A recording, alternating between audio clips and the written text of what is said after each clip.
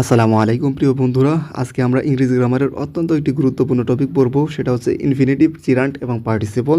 এখান থেকে অ্যাডমিশন হোক বা এসএসসি, এইচএসসি এসব পরীক্ষাও কিন্তু আপনার প্রশ্ন এসে থাকে। তো দেরি না করে চলুন আমরা আজকে শুরু করে দিই। তবে শুরুতে একটা অনুরোধ করবো, আমাদের চ্যানেলে যারা নতুন তারা অবশ্যই আমাদের চ্যানেলটিকে সাবস্ক্রাইব করে পাশের বেল আইকনটি বাজিয়ে দেবেন আশা করছি। তো চলুন দেখি আমরা কি। এগুলো তিনটি নন ফাইনাইট ভার্ব এর প্রকারভেদ। তার মানে ইনফিনিটিভ, জিরান্ট এবং পার্টিসিপল তিনটা কি নন ফাইনাইট ভার্ব, মানে অসমাপিকা ক্রিয়া। প্রথমে আমরা দেখব ইনফিনিটিভ। ইনফিনিটিভের সংজ্ঞা হচ্ছে টু প্লাস ভার্ব এর মূল ফর্ম, মানে বেস ফর্ম। এক কথায় ভার্বের এক নম্বর যে ফর্মটা সেটা ব্যবহৃত হয়। এর সাথে এস বা ইএস এগুলো কিন্তু কিছু যুক্ত হবে না। এবং এটাই কি, এটা হচ্ছে ইনফিনিটিভ। উদাহরণ হিসেবে যদি আমরা দেখি, I want to go, she likes to read books. I want to go, আমি চাই যেতে। She likes to read books, সে পছন্দ করে কি পড়তে, বই পড়তে পছন্দ করে। দে কেম টু হেল্প আস, তারা আসে টু হেল্প, সাহায্য করতে, আস আমাদের। তার মানে কি দে বোঝাবে, মানে হচ্ছে কোনো কিছু করতে, খেতে, যেতে, এরকম আর কি বোঝাবে। এরকম অর্থে কী হবে, to go, to read, to help এগুলো ব্যবহৃত হয়। সবগুলো কি ইনফিনিটিভ। কীভাবে চিনলাম, টু প্লাস ভার্বের এক নম্বর ফর্ম।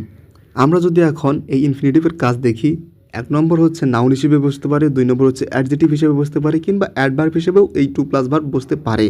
যদি দেখি প্রথমে, যেমন প্রথম উদাহরণটা, to speak the truth is difficult. To speak মানে কি কথা বলা, টু দ্য ট্রুথ মানে সত্য কথা বলা, কি ইজ ডিফিকাল্ট মানে কঠিন। তো সত্য কথা এখানে কি প্রথমে যেহেতু বসে হচ্ছে, এটা কি নাউন হিসেবে ব্যবহৃত হয়েছে, এটা একটা নাম হিসেবে ব্যবহৃত হয়েছে। এরপর যদি দেখি অ্যাডজেক্টিভ হিসেবে কীভাবে বসে, I have a book to read. I have আমার আছে এ বুক একটি বই, টু রিড পড়ার জন্য। তো কিসের জন্য, পড়ার জন্য। এটা কি টু রিড, এটা অ্যাডজেক্টিভ হিসেবে ব্যবহৃত হয়েছে। এরপর যদি দেখি অ্যাডভার্ব হিসেবে ব্যবহৃত হয়েছে, we went there to buy a pen. আমরা যাই দেয়ার সেখানে, টু বাই কি কিনতে, একটি কলম। টু বাই কিনতে, এখানে কিন্তু একটা অ্যাডভার্ব হিসেবে এটি ব্যবহৃত হয়েছে, কারণ এর আগে কিন্তু ভার্ব আছে। আর ভার্বকে কে মডিফাই করে, অবশ্যই অ্যাডভার্ব কিন্তু মডিফাই করতে পারে। তো এরপর যদি আমরা দেখি জিরান্ট, তো এই ছিল আর কি আপনার ইনফিনিটিভ নিয়ে কথা। ইনফিনিট মানে কি আপনার টু প্লাস ভার্ব হবে, এইটা একদম সহজ, মানে চেনার উপায় একদম সহজ। এরপর আমাদের যে জিনিস নিয়ে সবচেয়ে বেশি খটকা হয়, জিরান্ট এবং পার্টিসিপল। তো জিরান্ট আমরা দেখব। জিরান্ট কি, verb plus ING. Verb plus ING হবে, এবং এটা কী হিসেবে কাজ করবে, নাউনের কাজ করে। এটা কী করে, নাউনের কাজ করবে। তার মানে জিরানের আরেকটা নাম কি, নাউন। কী নাম, নাউন। আমরা উদাহরণ যদি দেখি, swimming is good exercise. Swim সাধারণত আমরা যদি বলি সুইম সাঁতার কাটা, এটা একটা ভার্ব, তাই না? কিন্তু যখন দেখুন প্রথমে যখন ব্যবহৃত হয়েছে সুইমিং ইজ গুড এক্সারসাইজ, সাঁতার একটা কি ভালো ব্যায়াম, তখন কি সাঁতারটা কি একটা নাম হয়ে গেছে না শুরুতে?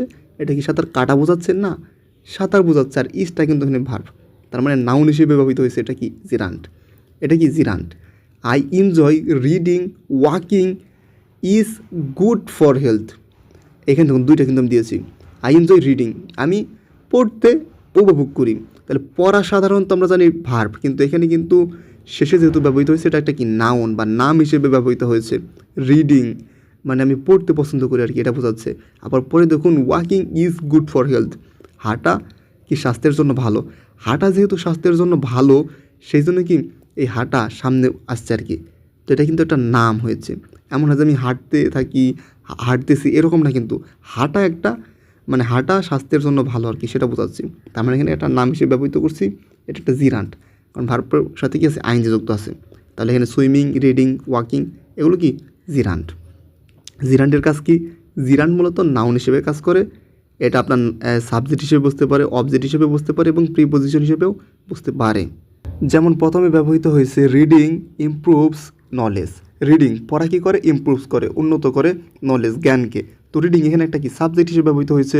আবার অবজেক্ট হিসেবে ব্যবহৃত হয় কীভাবে, আই লাইক প্লেয়িং ফুটবল, আমি খেলতে পছন্দ করি। তার মানে প্লেয়িং এখানে কী পছন্দ করি, খেলতে পছন্দ করি। তার মানে কি এটা কি প্লেয়িংটা কি অবজেক্ট হিসেবে ব্যবহৃত হয়েছে। প্রিপোজিশন হিসেবে কীভাবে ব্যবহৃত হয়, he is fond of singing, সে কী করতেছে, সিঙ্গিং, সে গান গাইতে পছন্দ করছে। এবং অফের পর যেহেতু এটা সিঙ্গিং ব্যবহৃত হয়েছে, এটা কি প্রিপোজিশন হিসেবে ব্যবহৃত হয়েছে। এই হচ্ছে আপনার জিরান্ট, মানে নাউন হিসেবে কাজ করবে এক কথায়। এরপর যদি আমরা দেখি পার্টিসিপল। পার্টিসিপল কি, পার্টিসিপল এইখানেও আপনার ভার্বের সাথে আইএনজি যুক্ত হবে। এখন কথা হচ্ছে তাহলে জিরান্ট আর পার্টিসিপলের মধ্যে পার্থক্য কী? এটাও যদি ভার্বের সাথে আইএনজি যুক্ত হয়, ওইটাও যদি ভার্বের সাথে আইএনজি যুক্ত হয়। পার্টিসিপল আপনার হচ্ছে এক কথায় যদি বলি অ্যাডজেক্টিভ, জিরান্ট হচ্ছে আপনার নাউন। তার মানে কি পার্টিসিপলের সাথেও কিন্তু আইএনজি যুক্ত হবে, কিন্তু এটা কী হিসেবে কাজ করবে? অ্যাডজেক্টিভ হিসেবে কাজ করবে। বিশেষ করে প্রেজেন্ট পার্টিসিপলের ক্ষেত্রে কিন্তু এটা বেশিরভাগ হয়। তো পার্টিসিপলের কিছু প্রকারভেদ আছে, সেটা আমরা দেখলে আসলে বুঝতে পারবো। তো প্রেজেন্ট পার্টিসিপল যেটা, এই ক্ষেত্রেই আর কি বেশিরভাগ ঝামেলা হয়। এটা তো ভার্বের সাথে আইএনজি যোগ। তো এইখানে এইটা আর হচ্ছে আপনার জিরান্টের মধ্যে পার্থক্য কী? এক কথায় বলছি, এই প্রেজেন্ট পার্টিসিপল এইখানে হচ্ছে আপনার ভার্বের সাথে আইএনজি যুক্ত তো হবেই, এটা অ্যাডজেক্টিভ হিসেবে কাজ করবে। যেমন আমরা উদাহরণ যদি দেখি, এ ক্রাইং বেবি, একটা কি মানে বেবি কাঁদতেছে, তাহলে কাঁদতেছে ভালো করে খেয়াল করুন, কান্না করা, এখানে কি বেবির কি একটা অবস্থা বুঝিয়েছে না? অবস্থা বোঝালে কি হয়? অবশ্যই এটা কি, অবশ্যই অ্যাডজেক্টিভ বোঝাবে। The running horse is fast. Running horse বলতে বোঝায় হচ্ছে যে ঘোড়াটা অনেক দ্রুত আর কি দৌড়ায়, ইজ ফাস্ট অনেক দ্রুত আর কি। তো রানিং কি এখানে কি ঘোড়াটার কি অবস্থা বোঝাচ্ছে না? কীরকম সেটা কি স্লোলি মানে ঘোড়াটা কি দৌড়ায় নাকি রানিং মানে খুবই দ্রুত? রানিং অবশ্যই চলন্ত অবস্থায় আছে আর কি একটা ঘোড়াটা। তো এটা অবস্থা বোঝাচ্ছে, এটা কি অবশ্যই অ্যাডজেক্টিভ হিসেবে ব্যবহৃত হবে। আরও যদি শর্টকাটে বলি, এই পার্টিসিপলের আগে আপনার একটা কী থাকবে? একটা ডিটারমিনার থাকবে, একটা নির্দেশক থাকবে। আরও যদি স্পেসিফিকভাবে বলি, এই পার্টিসিপলের আগে সাধারণত আপনার আর্টিকেল থাকে, এ এন দি, এই তিনটাই বেশিরভাগ থাকে, এটা মনে রাখবেন। আপনারা ম্যাক্সিমাম কিন্তু পার্টিসিপলের আগে এই এ এন অথবা দি দেখতে পাবেন। এটা হচ্ছে আপনার সহজে চেনার উপায়। অর্থাৎ এখানে ক্রাইং, রানিং এগুলো কি প্রেজেন্ট পার্টিসিপল, ভালো করে মনে রাখবেন, এগুলো অ্যাডজেক্টিভ হিসেবে ব্যবহৃত হয়েছে।